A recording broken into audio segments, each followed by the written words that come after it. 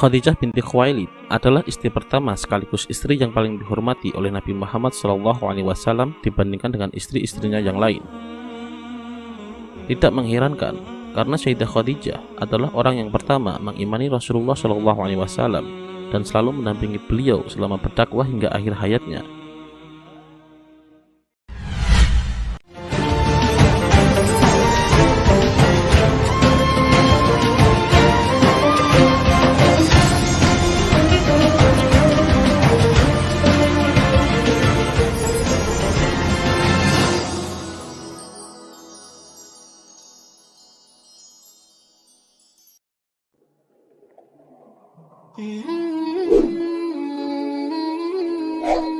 Ummul Mukminin Sayyidah Khadijah dilahirkan dari keluarga Quraisy yang mulia dan terhormat. Ayahnya adalah Khuwailid bin As'ad bin Abdul Uzza, sedangkan Abdul Uzza adalah saudara Abdul Manaf, salah seorang kakek Nabi Muhammad SAW. Keduanya adalah anak Qusay bin Kilab. Dari sini garis keturunan Sayyidah Khadijah bertemu dengan Nabi Muhammad SAW pada kakak keempat, yaitu Qusay bin Kilab. Jalur nasab Sayyidah Khadijah dari ayahnya ialah Khadijah binti Khuwailid bin As'ad bin Abdul Uzza bin Qusay bin Kilab bin Murrah bin Ka'ab bin Lu'ay bin Ghalib bin Fihr bin Malik bin Nadhr bin Kinanah. Jika dilihat dari jalur nasab tersebut, Sayyidah Khadijah adalah istri Rasulullah yang nasabnya paling dekat dengan beliau.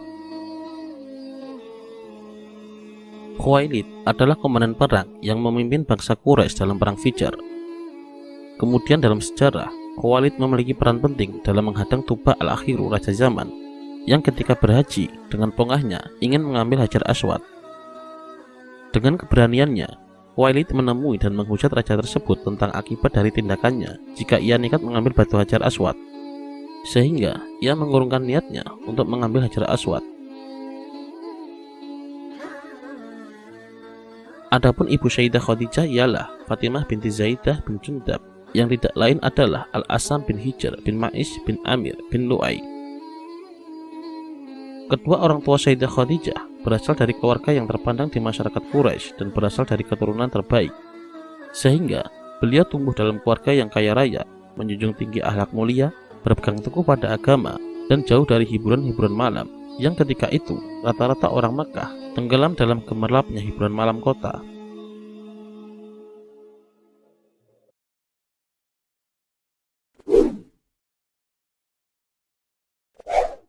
Sebelum menikah dengan Rasulullah SAW, Sayyidah Khadijah pernah menikah dengan dua laki-laki.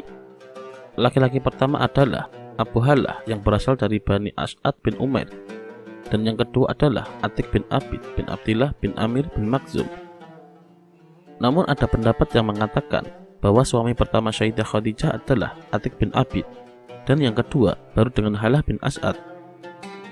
Pernikahnya dengan Atik bin Abid, Sayyidah Khadijah melahirkan seorang anak, dan pernikahannya dengan Halah, Sayyidah Khadijah melahirkan dua orang anak. Setelah suaminya yang kedua meninggal, Sayyidah Khadijah mulai konsentrasi untuk berdagang. Dalam perdagangannya, Allah memberikan berkah kepada Sayyidah Khadijah sampai hartanya melimpah dan menjadi buah bibir masyarakat.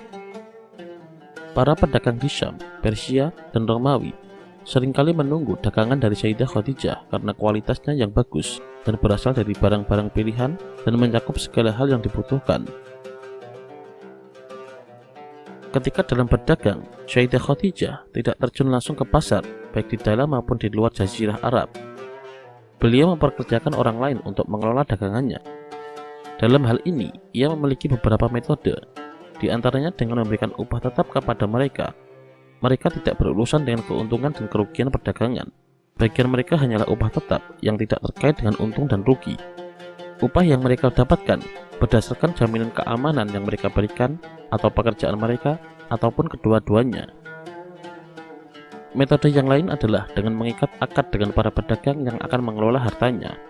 Keuntungannya dibagi menjadi dua antara Sayyidah Khadijah dan para pedagang dengan persentase tertentu, seperti 1/4, 1/8, atau 1/6.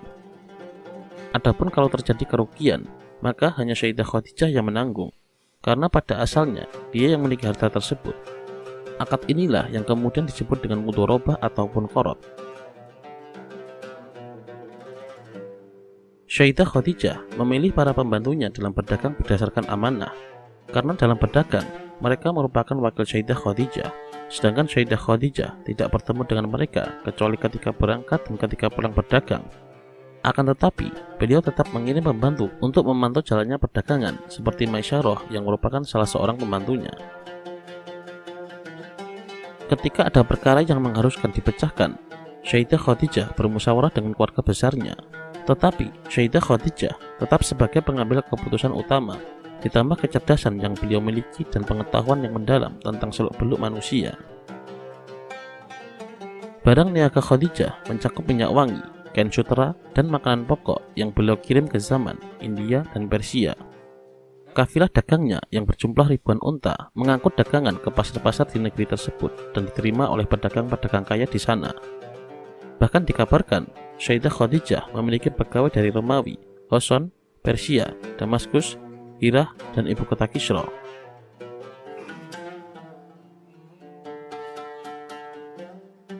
Perdagangan Sayyidah Khadijah sangat diberkahi oleh Allah Subhanahu wa Ta'ala. Beliau mendapatkan keuntungan melimpah dan kebaikan yang tak terkira. Namun meskipun demikian, Sayyidah Khadijah tidak pernah terpukau dan silau oleh kekayaan dan banyaknya harta yang ia miliki. Beliau mempergunakannya untuk kebaikan dan mengharap keridhaan Rabb semesta alam.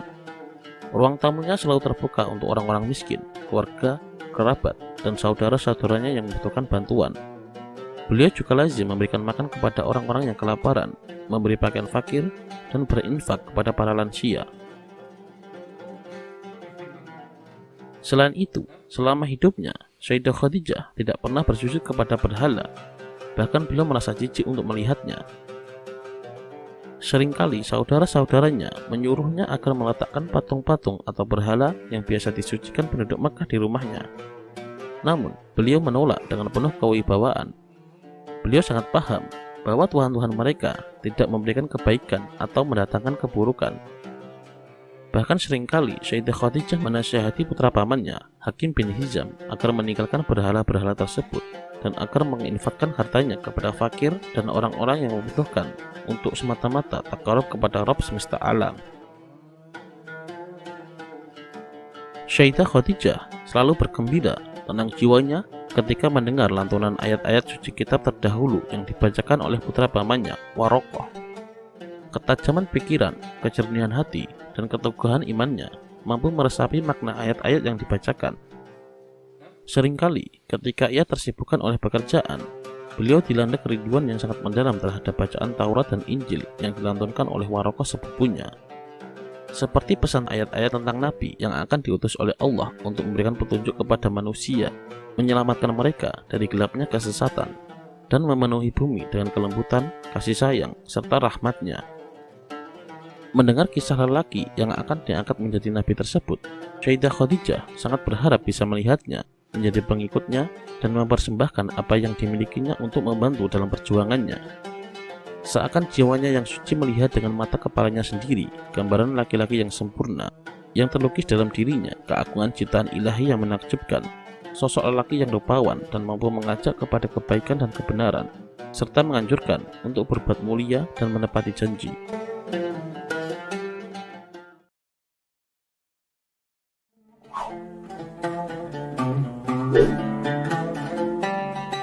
Sayyidah Khadijah adalah seorang saudagar wanita yang memiliki kemuliaan dan banyak harta. Beliau banyak mempekerjakan sejumlah laki-laki untuk memperdagangkan harta miliknya dengan memberi mereka imbalan. Mata pencaharian bangsa Quraisy pada waktu itu memang mayoritas adalah seorang pedagang. Maka hampir semua masyarakat mempunyai keahlian dalam berdagang. Ketika Sayyidah Khadijah mendengar kejujuran bertutur kata, besarnya amanah, dan kemuliaan seorang pemuda bernama Muhammad bin Abdullah, Sayyidah Khadijah mengirim utusan untuk menemuinya. Sayyidah Khadijah menawarkan kepada manusia termulia di muka bumi ini yang merupakan calon Rasul akhir zaman, yakni baginda Nabi Muhammad SAW, untuk memperdagangkan harta miliknya ke Syam dan bersedia memberi imbalan terbaik yang tidak pernah diberikan kepada para pedagang lain. Selain itu, Nabi Muhammad SAW tidak akan sendiri dalam berdagang, tetapi akan ditemani oleh pembantu Sayyidah Khadijah bernama Maisyarah. Nabi Muhammad SAW pun menerima tawaran Sayyidah Khadijah dengan ditemani pembantunya tersebut.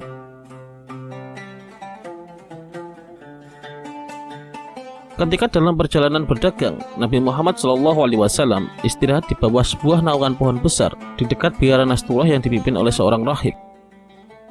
Dari atas biara, si rahib memperhatikan Nabi Muhammad dan kemudian memanggil Maisyarah lalu bertanya kepadanya, siapakah gerangan laki-laki yang istirahat di bawah pohon itu? Maisyarah kemudian menjawab bahwa beliau adalah seorang Quraisy dari penduduk tanah haram. Si rahib kemudian mengatakan bahwa tidak ada seorang pun yang istirahat di bawah pohon itu kecuali seorang nabi. Dan si rahib memberikan pesan kepada Maisyarah agar selalu mendampingi Nabi Muhammad karena beliau akan memperoleh keutamaan dan diangkat menjadi seorang nabi dan rasul akhir zaman berdasarkan tanda-tanda dan ciri-ciri kenabian yang rahib ketahui dari kitab-kitab sebelumnya. Setelah tiba di Syam, Rasulullah kemudian menjual barang dagangan yang beliau bawa dan lalu membeli barang-barang yang beliau butuhkan. Setelah itu pulang kembali ke Mekah bersama Maisyarah.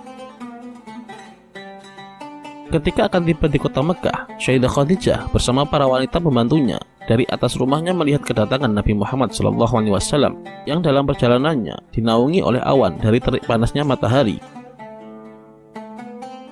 Begitu tiba di Makkah, Nabi Muhammad kemudian menemui Sayyidah Khadijah dengan membawa harta benda milik Sayyidah Khadijah. Nabi menjual barang-barang yang beliau bawa hingga mendapatkan keuntungan hampir 2 kali lipat dari harga barang. Dari sinilah timbul benih cinta dari Sayyidah Khadijah dan berkeinginan untuk menikahi beliau Nabi Muhammad SAW. Sayyidah Khadijah melihat keamanahan yang dimiliki oleh Nabi Muhammad terhadap keberkahan atas hasil dagangannya dan ditambah lagi informasi dari Maisyarah tentang budi pekerti, kejeniusan, kejujuran, keamanahannya, dan kata-kata serta pesan si rahib biara Nasturah. Dan Maisyarah juga mengatakan bahwa beliau selalu melihat awan menaungi Nabi Muhammad SAW dari sinar matahari selama dalam perjalanan berdagang. Kemudian, secara fisik, Nabi Muhammad merupakan pemuda yang sangat tampan dan masih muda. Alasan-alasan tersebutlah yang menjadikan Khadijah ingin menikahi Nabi Muhammad. Padahal banyak kaum bangsawan dan pembesar Quraisy yang sangat berkeinginan untuk melamar Sayyidah Khadijah, tetapi semuanya ditolak oleh beliau.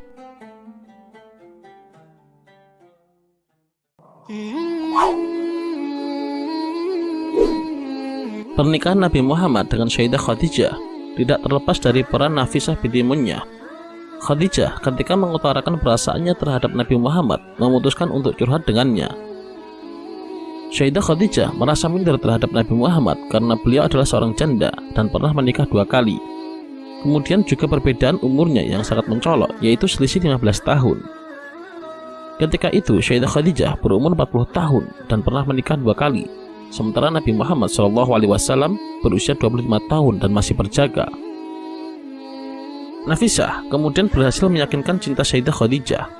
Nafisah beranggapan bahwa Sayyidah Khadijah layak untuk menjadi istri Nabi Muhammad SAW walaupun secara usia Sayyidah Khadijah memang 40 tahun, akan tetapi ia masih terlihat muda, cantik, dan memiliki tubuh yang sehat dan kuat.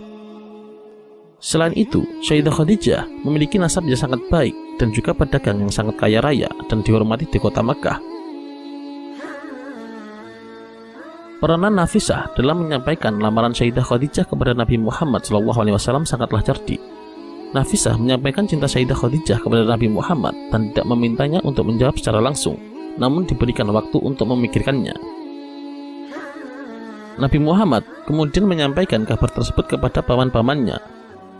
Setelah bermusyawarah dan disetujui oleh paman-pamannya, Nabi Muhammad beserta keluarganya kemudian menemui paman Sayyidah Khadijah bernama Amr bin Ash'ad dan mengajukan lamaran untuk mempersunting Sayyidah Khadijah. Abu Thalib yang ditunjuk sebagai juru bicara di pihak Nabi Muhammad langsung menyampaikan khutbah tentang maksud dan tujuan kedatangan mereka ke kediaman Sayyidah Khadijah. Berikut adalah isi khutbahnya. Segala puji bagi Allah yang telah menjadikan kita sebagai keturunan Ibrahim, Ismail, Ma'ad, Mudar, yang telah menjadikan kita pengurus rumahnya, pemimpin tanah sucinya, menjadikan untuk kita sebuah rumah yang dijaga, tanah suci yang aman, dan menjadikan kita sebagai para penguasa manusia. Selanjutnya, keponakan saya ini, Muhammad bin Abdullah, jika dibandingkan dengan siapapun laki-laki, pasti lebih unggul dari sisi kebaikan, keutamaan dan kemuliaan, akal, keluhuran, dan keagungan, meski ia kurang dalam hal harta benda. Harta adalah bayangan yang pasti akan lenyap, sesuatu yang pasti berlalu, dan barang pinjaman yang pasti akan diminta kembali. Muhammad sendiri sudah kalian tahu kerabatnya.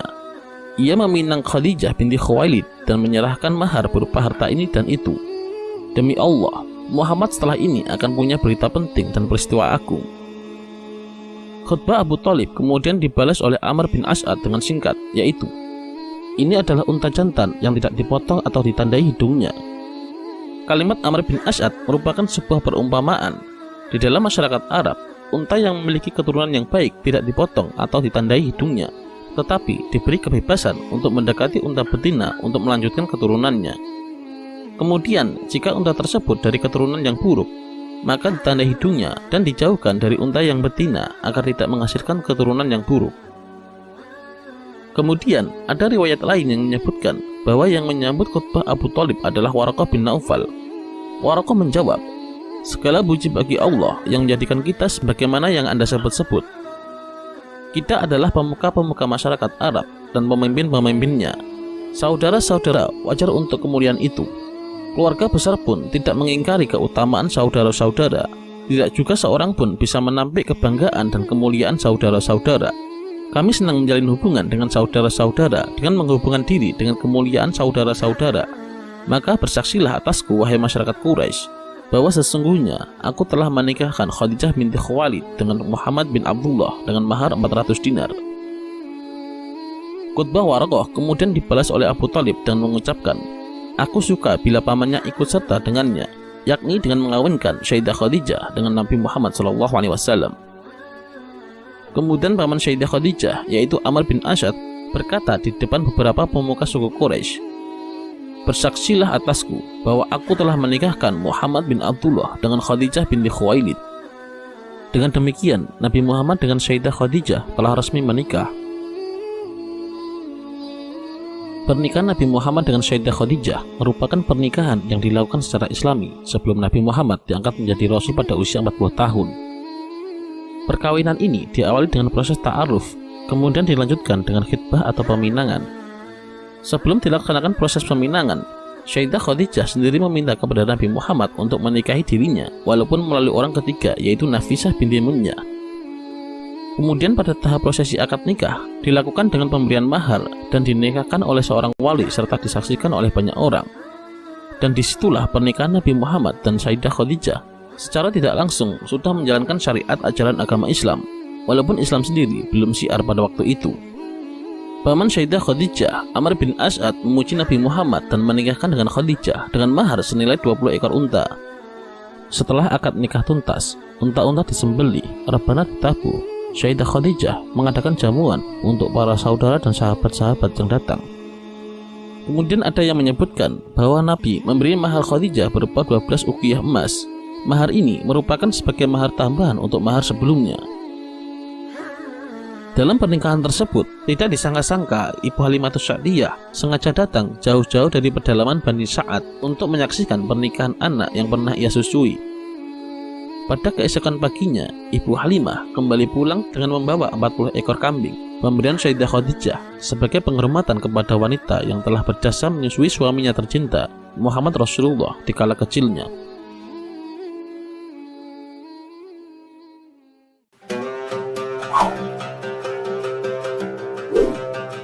Nabi Muhammad dan Sayyidah Khadijah menjalani kehidupan pernikahan dalam ketenangan hidup dan kebersamaan selama sekitar 24 tahun. Allah menyempurnakan nikmat untuk keduanya dengan menganugerahkan sejumlah anak laki-laki dan anak perempuan kepada mereka, yaitu Qasim, Abdullah, Zainab, Ruqayyah, Ummi Kulthum, dan Fatimah. Anak pertama beliau adalah Qasim. Dengannya Nabi Muhammad mendapatkan kunyah, yaitu Abu Qasim. Namun, anak laki-laki pertama beliau, yaitu Qasim, meninggal dunia ketika berusia 2 tahun. Kemudian yang kedua adalah Zainab. Tidak lama setelah Zainab lahir, Sayyidah Khadijah melahirkan putri lagi yang bernama Ruqayyah. Setelah Ruqayyah lahir, lahirlah Ummu Kulthum. Pada waktu pernikahan Nabi Muhammad dan Sayyidah Khadijah memasuki tahun ke-10, pada saat itu Nabi berumur 35 tahun. Keduanya mempersiapkan diri untuk menyambut kelahiran buah hati yang kelima. Kelahiran anak kelima ini bertepatan dengan sebuah peristiwa besar dalam sejarah sang ayah. Pada waktu itu, kaum Quraisy sepakat untuk merenovasi bangunan Ka'bah pada 5 tahun sebelum kenabian.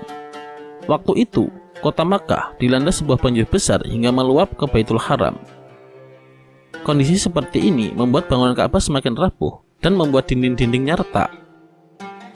Ketika pembangunan sudah sampai di bagian Hajar Aswad, para pimpinan kabilah Quraisy saling berselisih tentang siapa yang berhak mendapat kehormatan untuk meletakkan Hajar Aswad di tempat semula.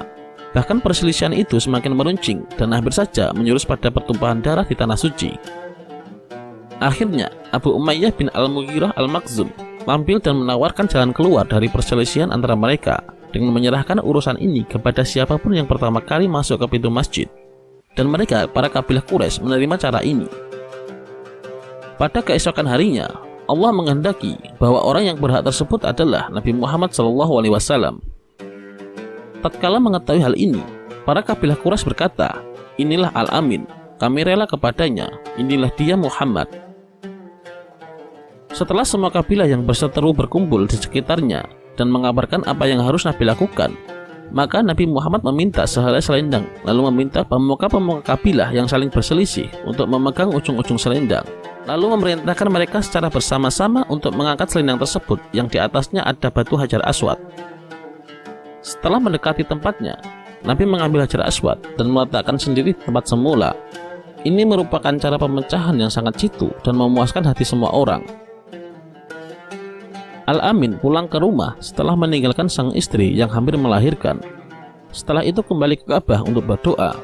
Lalu saat kembali pulang, berita pertama yang beliau dengar ialah kabar gembira kelahiran anak kelimanya atau putri keempatnya, yakni Fatimah. Nabi Muhammad kemudian menemui sang istri. Beliau meraih putri keempatnya itu seraya bersyukur dan memuji, menerima pemberian Allah dengan rela hati. Meski lingkungan Quraisy pada waktu itu tidak begitu menerima anak perempuan. Setelah itu, Nabi menatap kepada istrinya Sayyidah Khadijah dengan kasih sayang dan terenyuh, dengan maksud untuk memunculkan rasa tenang dan rela menerima karunia Allah kepadanya dan membesarkan hatinya agar kehadiran anak perempuan ini tidak terasa berat baginya, karena ia dan siapapun tidak berwenang apapun dalam persoalan ini. Memiliki anak perempuan ataupun laki-laki murni kehendak Allah. Tidak ada siapapun yang bisa menolaknya dan tidak ada yang bisa menghalangi kehendaknya. 4 wanita bersaudara, Zainab, Ruqayyah, Ummul Kulthum, dan Fatimah. Mereka berasal dari keturunan suku Quraisy yang mulia, dibesarkan di keluarga yang mulia, dipenuhi dengan kasih sayang dan cinta dari kedua orang tuanya yang mulia juga. Fase pertama kehidupan mereka berjalan sesuai dengan tradisi-tradisi keluarga Quraisy yang terhormat seperti yang kita kenal. Mereka dicarikan wanita penyusu terbaik di desa-desa untuk menghindari cuaca panas Mekah yang pengap dan melelahkan. Setelah mencapai usia penyapihan, mereka baru dikembalikan ke pengasuhan sang ibu sebagai perawat terbaik bagi mereka. Pengalaman menjadi seorang ibu sebelumnya memberi kecakapan untuk merawat anak-anak kecil dengan baik, hingga anak-anaknya tumbuh besar dengan cepat karena perlindungan dan penjagaan ideal yang diberikan kepada mereka. Sehingga masa kecil mereka laksana bunga dan merekah di tempat yang subur. Meski pada waktu itu, situasi ekonomi keluarga memungkinkan bagi Sayyidah Khadijah untuk mendatangkan pelayan dan pembantu. Tetapi Sayyidah Khadijah memilih untuk mengurus sendiri anak-anaknya agar bisa mempersiapkan putri-putrinya menghadapi masa depan yang diharapkan, mengingat tidak ada gadis-gadis lain di Mekah yang mendekati kemuliaan mereka. Rumah dan keluarga yang berbarokah ini juga telah dikaruniai seorang putra lagi yang bernama Abdullah, yang dilahirkan 12 bulan setelah diutusnya kenabian, sehingga mendapat gelar At-Thayyib dan At-Thahir. Namun, lagi-lagi Allah menguji Nabi Muhammad beserta Sayyidah Khadijah dengan memanggil anaknya, yakni Abdullah, yang ketika itu masih balita, sehingga hanya anak-anak perempuan beliau sajalah yang tumbuh hingga dewasa.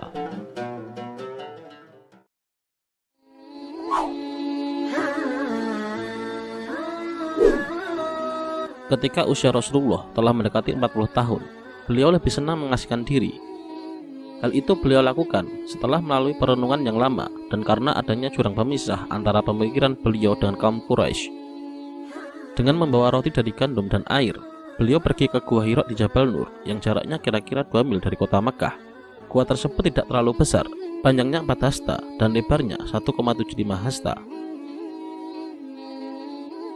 Selama bulan Ramadan, beliau sering berada di gua ini dan tidak lupa memberikan makanan kepada setiap orang miskin yang juga datang ke sana. Beliau menghabiskan waktunya untuk beribadah, memikirkan keagungan alam dan sekitarnya, dan kekuatan yang tidak terhingga di balik alam.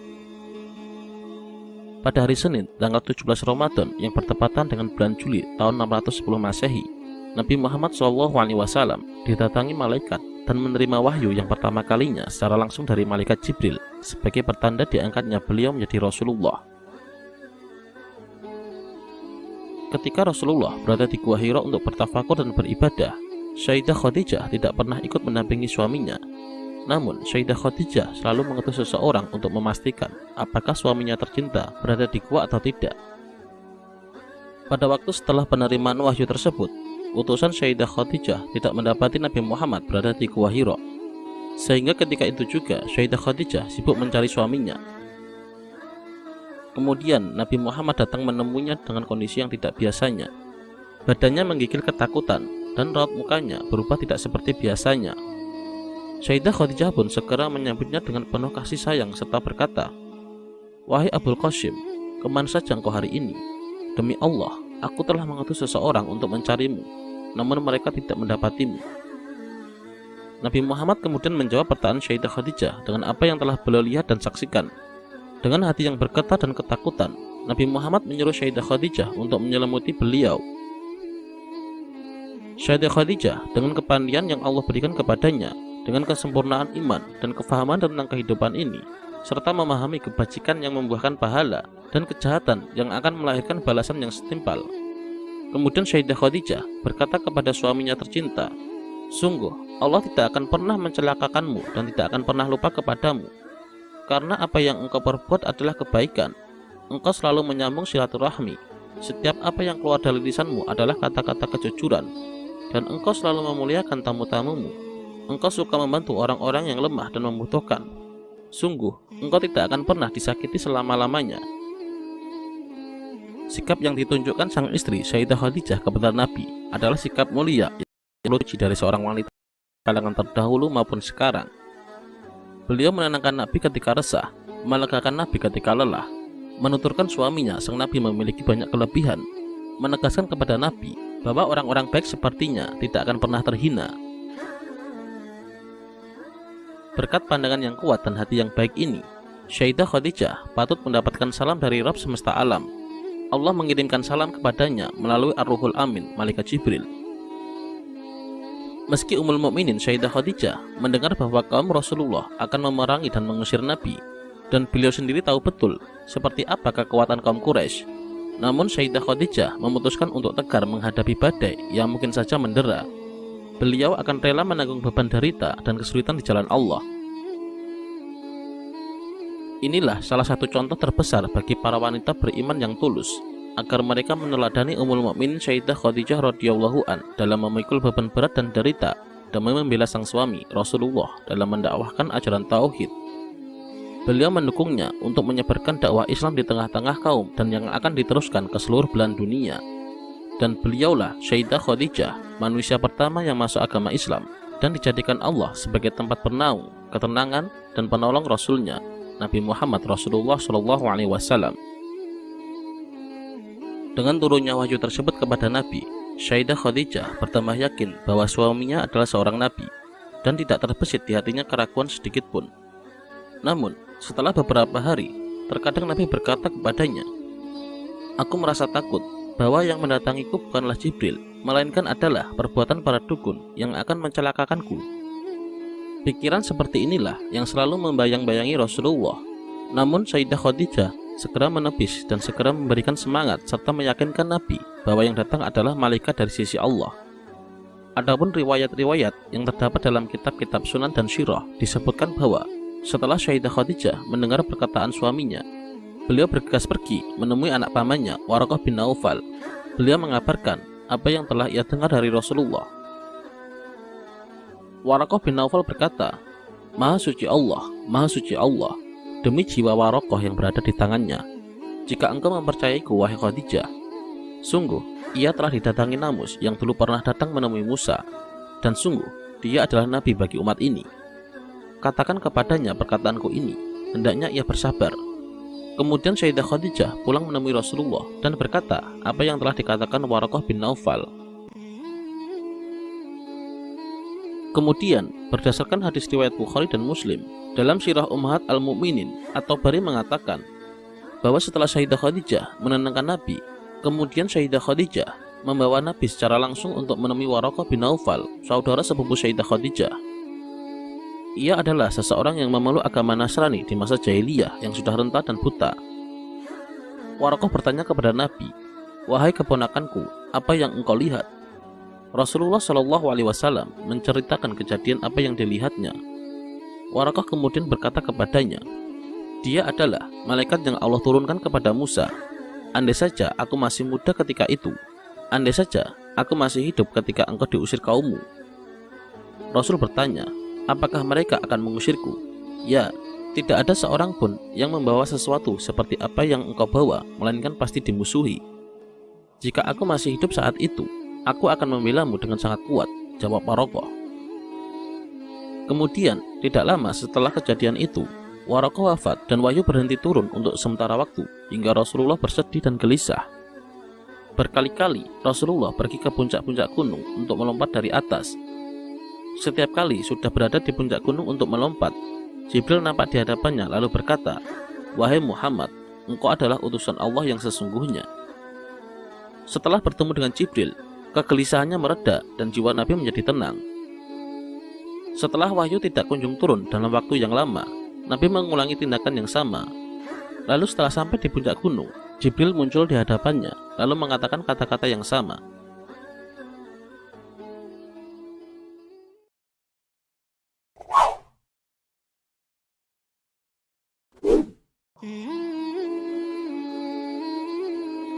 Tatkala Rasulullah diperintah Allah untuk memberi peringatan kepada keluarga dan kerabatnya, Rasulullah masih berpikir ragu atas perintah tersebut. Kemudian Sayyidah Khadijah berkata kepada Nabi Muhammad SAW, "Dengarlah wahai anak pamanku, aku bersaksi bahwa tidak ada Tuhan yang patut disembah kecuali Allah, dan aku bersaksi bahwa Muhammad adalah utusan Allah." Rasulullah tersenyum mendengar ucapan Khadijah, dan ketika melihat istrinya yang mulia, hilanglah rasa sedih dan was-was yang ada pada diri Rasulullah SAW. Kemudian Ibnu Ishaq berkata, Khadijah senantiasa beriman dan membenarkan apa yang diturunkan kepada Nabi Muhammad serta mentaati perintahnya. Ia wanita yang pertama kali beriman kepada Allah dan Rasulnya dan membenarkan apa yang telah diturunkan kepadanya, sehingga karenanya Allah meringankan penderitaan Rasulnya. Jika Nabi pulang menemuinya, ia meyakinkan dan membenarkan apa yang ia katakan. Semoga Allah merahmatinya. Kemudian, riwayat lain tentang masuk Islamnya Sayyidah Khadijah ditulis oleh At-Tabari dalam kitabnya. Diriwayatkan dari Az-Zuhri, ia berkata, Khadijah adalah orang pertama yang beriman kepada Rasulullah SAW, baik dari kalangan kaum wanita maupun laki-laki. Suatu ketika, Rasulullah keluar menuju sebuah gunung di Mekah. Jibril pun datang menemui Rasulullah dan mengajarkan tata cara bersuci untuk sholat. Kemudian Rasul berwudu sebagaimana Jibril berwudu. Kemudian Jibril melakukan sholat, begitu juga dengan Rasulullah SAW. Setelah malaikat Jibril pergi, Rasulullah ingin orang yang pertama kali mempelajari wudu dan sholat adalah istrinya tercinta. Setelah itu, Nabi menemui Sayyidah Khadijah yang sedang menanti kedatangan Rasulullah di rumahnya. Kemudian Rasulullah berkata kepada istrinya, "Aku akan mengajarkan kepadamu apa yang sudah Jibril ajarkan kepadaku."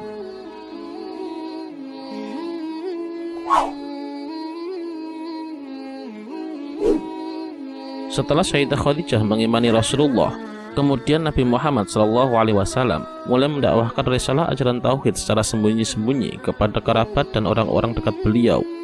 Nabi menyeru mereka kepada Islam, juga menyeru siapapun yang dirasa memiliki kebaikan yang sudah Nabi kenal secara baik, yaitu mereka yang memang diketahui mencintai kebaikan dan kebenaran serta mengenal kejujuran dan kelurusan Nabi Muhammad SAW.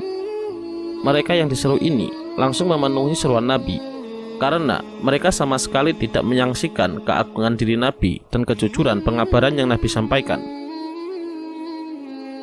Kemudian mereka golongan yang paling awal memeluk agama Islam dikenal dengan sebutan as-sabiqunal awalun, atau yang terdahulu dan yang pertama-tama masuk Islam.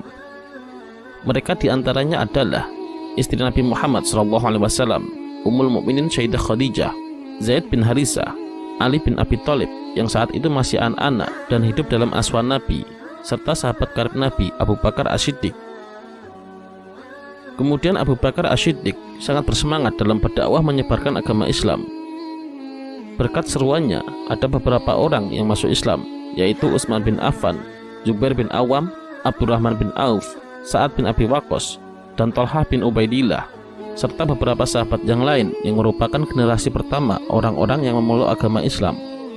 Dakwah saat itu dilakukan secara sembunyi-sembunyi dan secara perorangan. Wahyu diturunkan sedikit demi sedikit, lalu berhenti setelah turunnya awal surat Al-Muddatsir.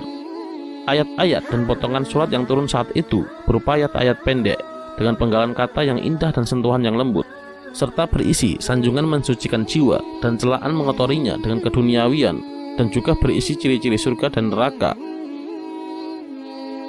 Di antara wahyu yang pertama-tama turun adalah perintah sholat, yaitu surat Al-Mu'minun ayat 55, yang artinya, dan bertasbihlah seraya memuji Rabbmu pada waktu pagi dan petang. Muqatil bin Sulaiman berkata, Allah mewajibkan sholat 2 rakaat pada pagi hari dan 2 rakaat pada petang hari pada masa awal Islam. Orang yang pertama kali diajari sholat adalah Sayyidah Khadijah, yang kemudian dilaksanakannya sholat dengan penuh bahagia sebagai rasa syukurnya kepada Allah karena telah memberinya hidayah ke jalan yang lurus. Sayyidah Khadijah menginginkan agar keluarganya merasakan keimanan kepada Allah dan membenarkan apa yang datang darinya. Kemudian Sayyidah Khadijah mengumpulkan anak-anaknya dan menjelaskan kepada mereka apa yang telah dibawa oleh ayahnya, yaitu mengesahkan Allah dan bersaksi bahwa tidak ada sesembahan yang berhak diibadahi kecuali Allah dan tidak menyekutukannya dengan yang lain, dan bersaksi bahwa Muhammad adalah utusan Allah. Zainab, Ruqayyah, dan Ummul Kulsum pun memenuhi seruan ibunya, sedangkan Fatimah yang waktu itu masih kecil senantiasa dibisikkan di telinganya 2 kalimat syahadat di setiap waktu dan tempat.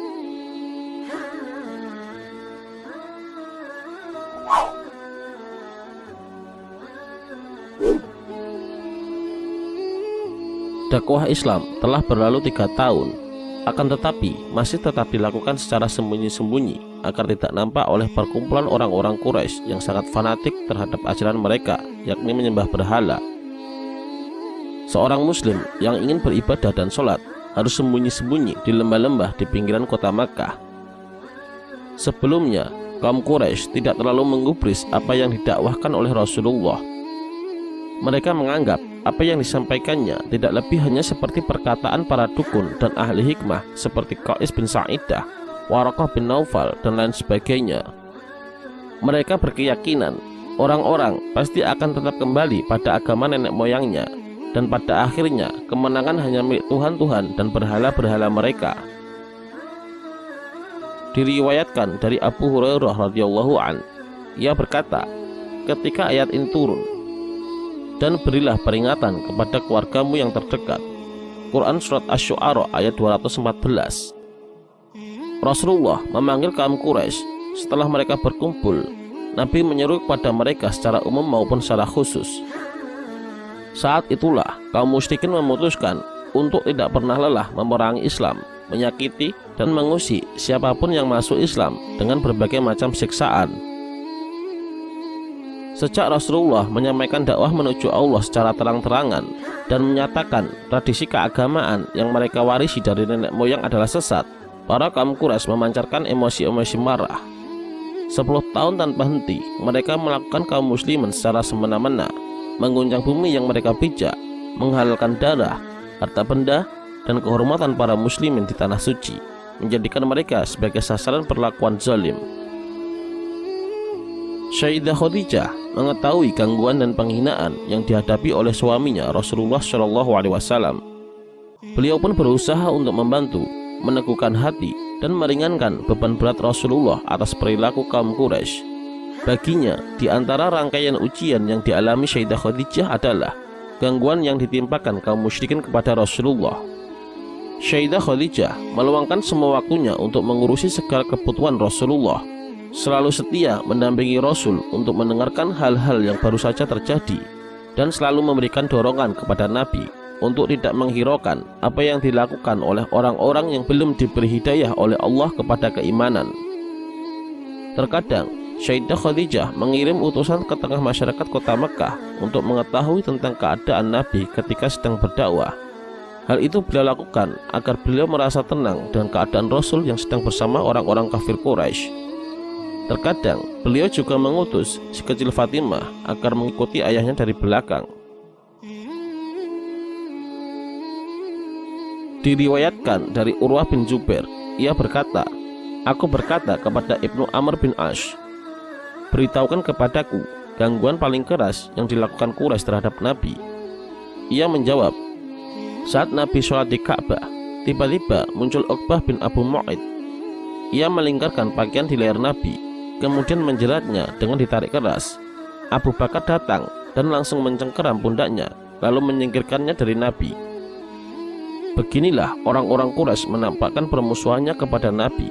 Mereka mendustakannya, menyakitinya, dan menuduhnya sebagai seorang penyair, dukun, dan orang gila.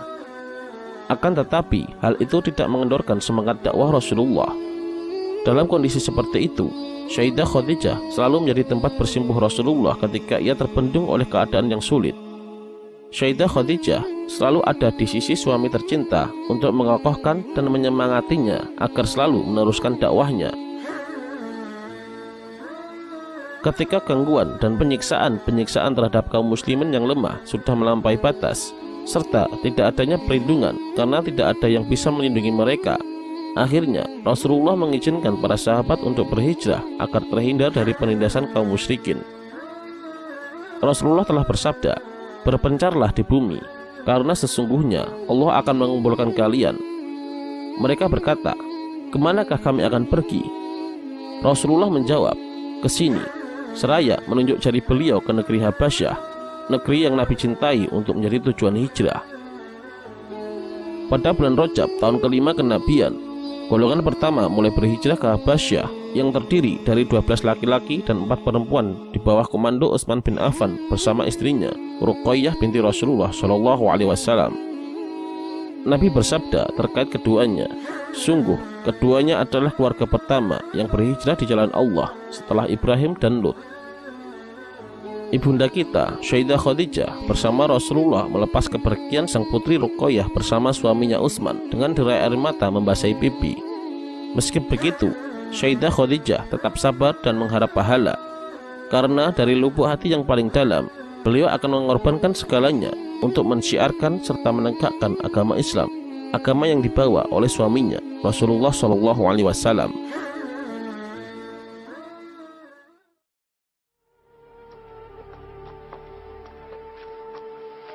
Ketika sebagian kaum muslimin hijrah ke Habasyah, Rasulullah tidak ikut berhijrah. Beliau tetap di Makkah untuk terus berdakwah dan mendapat perlindungan dari kaumnya, Bani Hashim. Oleh karenanya, kaum musyrik Quraisy sepakat untuk memboikot Bani Hashim. Mereka menulis sebuah kesepakatan yang berisi tidak berbesan, tidak berjual beli apapun, tidak menerima perjanjian damai atau berbelas kasih kepada Bani Hashim, hingga mereka menyerahkan Rasulullah SAW untuk dibunuh. Kemudian kesepakatan itu ditempelkan di dinding Ka'bah bagian dalam untuk menegaskan perjanjian tersebut.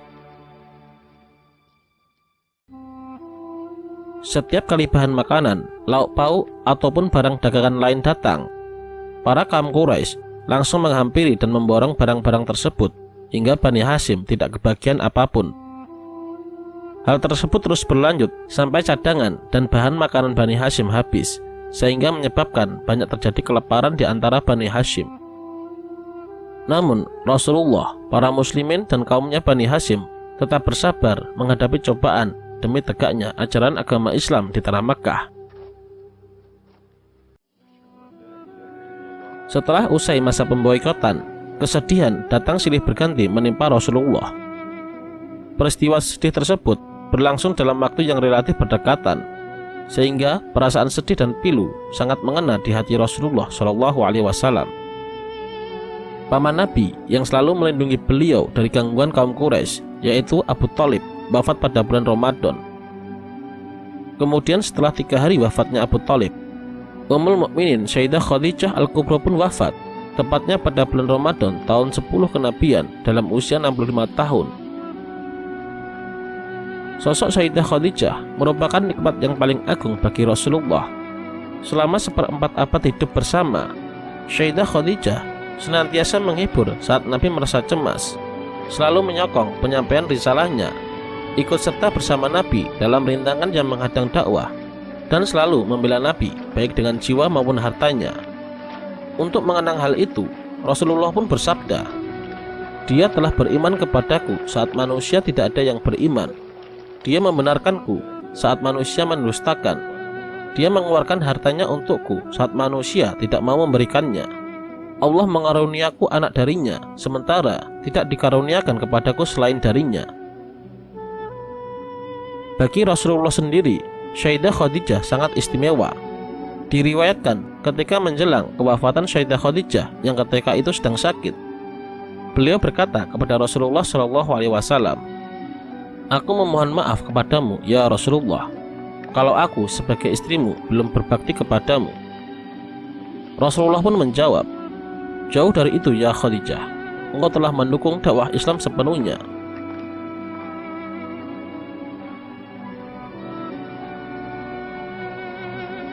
Detik-detik saat Sayyidah Khadijah merasa ajalnya semakin dekat, wanita mulia itu memanggil Fatimah Az-Zahra dan berbisik kepada putrinya bahwa ajalnya akan segera tiba dan beliau mengkhawatirkan akan siksa kubur. Sehingga beliau meminta Fatimah untuk memintakan sorban kepada suaminya Rasulullah SAW, yaitu sorban yang biasa digunakan untuk menerima wahyu agar dijadikan kain kafannya, karena beliau malu dan takut untuk memintanya sendiri. Mendengar itu, Rasulullah SAW berkata, "Wahai Khadijah, Allah menitipkan salam kepadamu dan telah dipersiapkan tempatmu di surga." Ummul Mukminin Sayyidah Khadijah pun mengembuskan nafas terakhirnya di pangkuan suami tercinta Rasulullah SAW. Sayyidah Khadijah pun didekap dengan perasaan pilu dan sedih yang teramat sangat. Melihat air mata Rasulullah turun, ikut menangis pula semua orang yang ada di situ.